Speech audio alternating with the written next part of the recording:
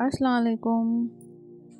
आप लोग कैसे हैं? अल्हम्दुलिल्लाह से आप लोग अच्छे होंगे, मैं भी अच्छी हूँ। आज मैं आप लोग के लिए एक ऐसी वीडियो लेके आई हूँ जिसको आप सुनकर आप लोग को बहुत ही अच्छा लगेगा। चलिए स्टार्ट करते हैं। दुनिया में मोहब्बत की हज़ारों कहानियाँ हैं, लेकिन एक कहानी ऐसी भी है जिसके हर मोड़ पर सब्र, ईमान, हया और तकवा की रोशनी चमकती है।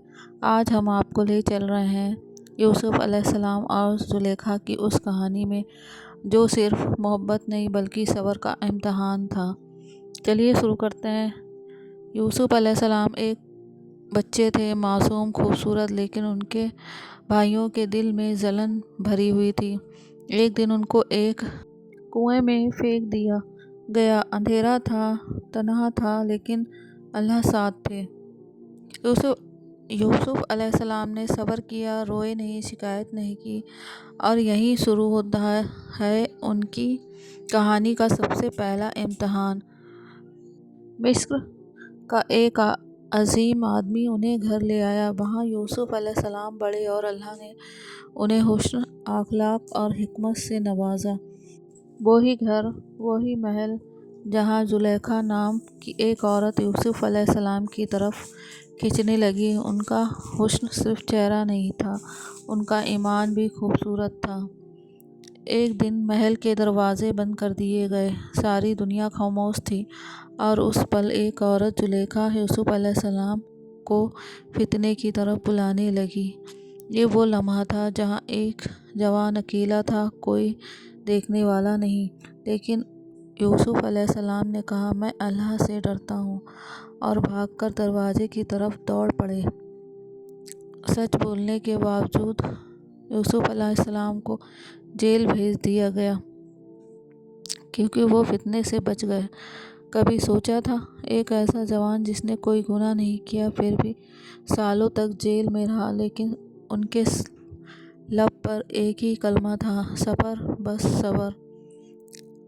जेल के अंदर ही यूसुफ अलैहिस्सलाम ने हिकमत चमकाई। उन्होंने सपनों की तरफ बात बताई, और एक दिन मिस्र का बादशाह उन्हें बुलाता है।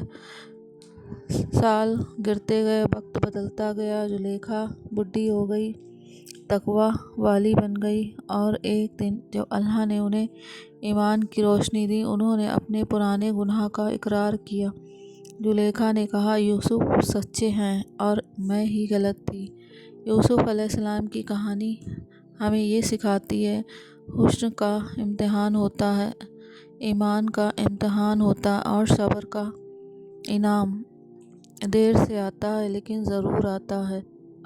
अगर आप भी अपनी लाइफ के किसी इम्तहान से गुज़र रहे हो तो याद रखो, यूसुफ अलैहिस्सलाम की कहानी हमें ये सिखाती है, हुस्न का इम्तहान होता है, ईमान होता है, और सब्र का इनाम हमेशा अच्छा होता है। याद रखो, अल्लाह कभी किसी का सब्र ज़ाया नहीं करता। तो इस कहानी से हमें ये सबक मिलता है कि अपने ईमान पे रहें। अल्लाह ताला सब देखते हैं। हमारी जो ईमान अगर पक्का है तो हमारा सब्र का इनाम हमें अल्लाह पाक ज़रूर देंगे।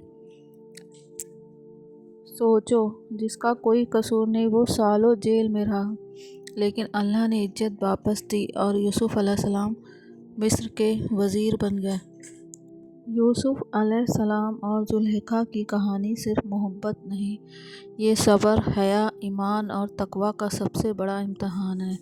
इस वीडियो में हम आपको बताना चाह रहे हैं कि आप लोग कभी अपने ईमान से ना डगमगाएं और अल्लाह पाक पे यकीन रखें। जब सारे दरवाजे बंद हो जाएं तो अपने अल्लाह पे यकीन रखें, अपने ईमान पे कायम रहें। अगर आपको ये वीडियो अच्छी लगे तो लाइक, सब्सक्राइब, कमेंट ज़रूर करें, आगे शेयर भी करें। अल्लाह हाफिज़।